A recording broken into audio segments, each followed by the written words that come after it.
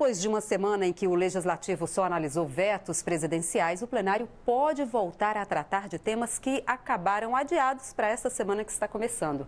A gente vai falar com a repórter Dini Moraes, que tem as informações. Dini, boa noite. Esta semana vai ter clima, Dini? Boa noite, Jaciene. Boa noite a todos que nos acompanham agora ao vivo pela TV Câmara. Olha, o clima político fora do plenário da Câmara está bem quente, né?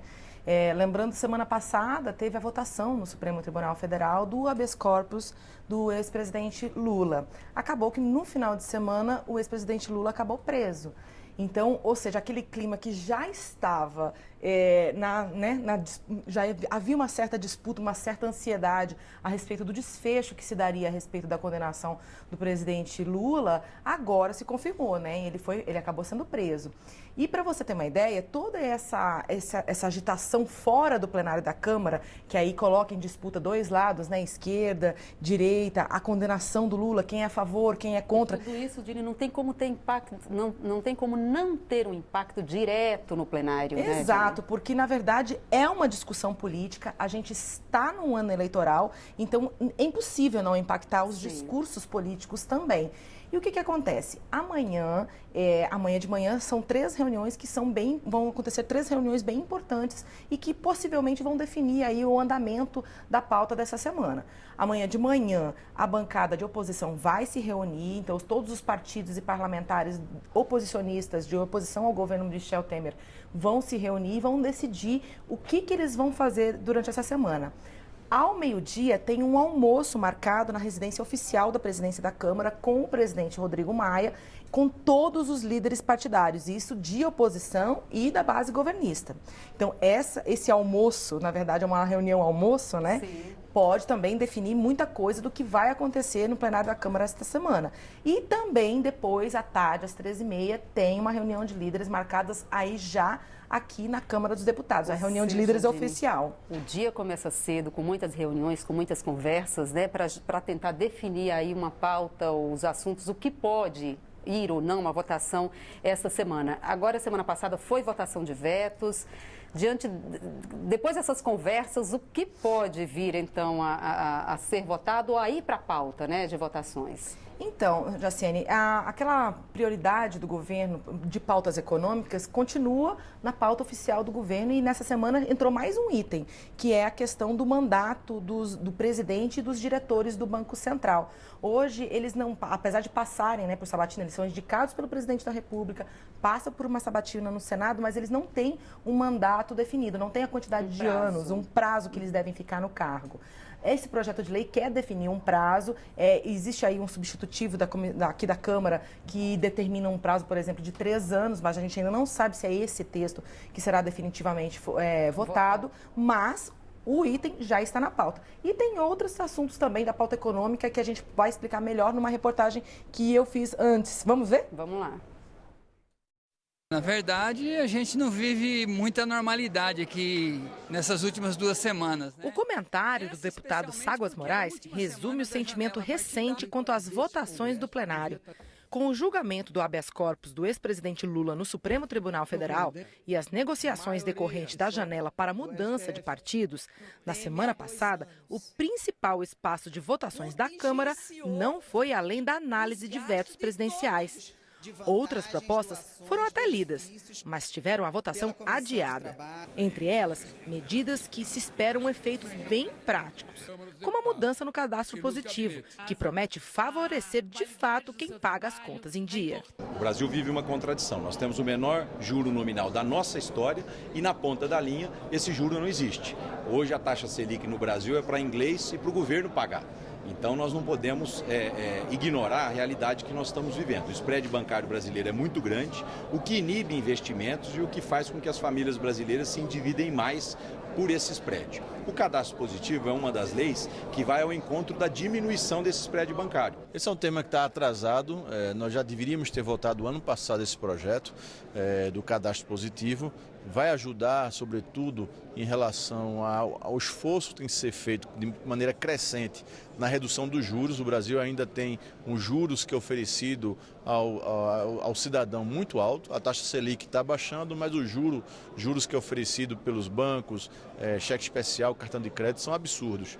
Com um cadastro positivo, haverá certamente uma indução na redução de juros e acho que é uma medida fundamental. Também na área da economia, a expectativa pela análise da proposta que faz a chamada reoneração da folha de pagamento, que na prática aumenta a carga tributária de diversos setores da economia. Houve desoneração, não houve geração de emprego, não houve crescimento da indústria, então nós temos que rediscutir essa questão da desoneração, inclusive a Lei Candir. O reonerar é muito importante, sim. Nós vamos trabalhar para que um mínimo de setores escape dessa reoneração, senão vai virar um festival. Cada deputado tem lá os grupos da sua preferência, com os quais está vinculado, mesmo sem ter o financiamento empresarial de campanha, que é um avanço. Vamos ver como é que vai acontecer nas eleições desse ano, mas de qualquer forma a pressão é muito grande. Aqui tem lobby danado, então vamos ver o que o relator consegue segurar e nós no plenário vamos destacar para não deixar de reonerar, não manter desoneração de setores que estão muito bem e não precisam do papai Estado para facilitar a sua vida. Outra proposta que espera votação é a que cria o Sistema Único de Segurança Pública, texto que vem sendo negociado há semanas. O projeto está amadurecido, é um projeto que vem de longas datas, aliás, e, portanto, tem condição de ser aprovado agora no plenário. Eu espero que seja aprovado, porque é uma resposta no sentido de você estruturar uma política de segurança pública no país. E eu espero que, pelo menos, o debate de plenário possa fazer com que a população se interesse. Embora o sistema seja mais uma carta de intenções, ele não tem efetividade em relação ao nosso drama real da insegurança. De qualquer maneira, vamos para o debate. Bom, deu para ver, a gente tem assuntos na área econômica, na área de segurança, temos pautas também a respeito de família, de legislação, como aquela de participação popular na hora de fazer leis, e também tem aquela do lobby, Jaciene, que é um projeto de lei que quer, inclusive, né, aproveitando a fala do deputado Chico Alencar, é um projeto que quer criar regras para essa influência que alguns agentes fazem junto a autoridades e também parlamentares, para criar regras e limites para esse tipo de atuação. Regulamentar essa atividade, exato, né? O que pode ser feito e o que não pode ser feito. É a primeira pauta, inclusive, do dia de amanhã. Tá certo, Dini. Agora faz tempo que a gente não fala em medida provisória, né? Algumas aí estão perdendo a validade, né, Dini? Perderam, sim. Faz tempo mesmo que a gente não fala. Faz semanas já, aliás, que os deputados não votam nenhuma medida provisória e, inclusive, da semana passada para cá, 3 delas perderam a validade. E 2, inclusive, previam, assim, uma certa arrecadação e economia para o governo em mais de 10 bilhões de reais. Uma delas é aquela que trata do adiamento do reajuste de salário de servidores públicos federais e o aumento da contribuição previdenciária para os servidores públicos federais. Era uma medida provisória polêmica que chegou a ser suspensa pela Justiça, então acabou perdendo a validade, não foi votada.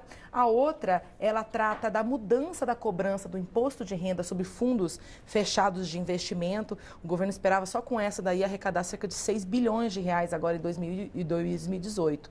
E aí a outra, ela tratava da prorrogação do prazo do refis, mas aí acaba que essa daí não tem muito impacto.